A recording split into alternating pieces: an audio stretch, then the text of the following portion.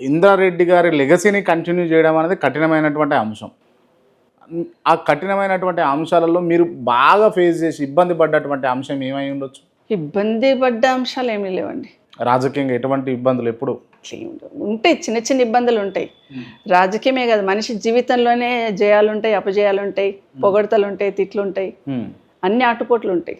దాంట్లో ఇది కూడా ఒక భాగం. దీంట్లో కూడా మీరు మాజీ హోంమంత్రి, ఉమ్మడి రాష్ట్రం ఉన్నప్పుడు హోంమంత్రిగా పనిచేసారు, ఇప్పుడు తెలంగాణ రాష్ట్రంలో విద్యాశాఖ మంత్రిగా పనిచేసారు. మేడం, సాటిస్ఫైడ్గా మీరు వర్క్ చేసిరా యాజ్ అ మంత్రిగా? యా, చేశానండి. చేసిరా?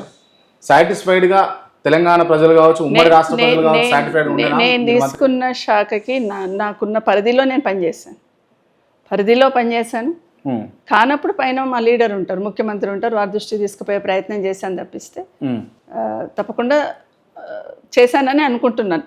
నా నియోజకవర్గంలో ఎమ్మెల్యే పదవితో పాటు నా నియోజకవర్గంలో సర్వీస్ ఇస్తూ, నా జిల్లాకు సర్వీస్ ఇచ్చుకుంటూ నేను నిర్వహించిన శాఖలో కూడా నా పరిధి వరకు నేను పనిచేశాను.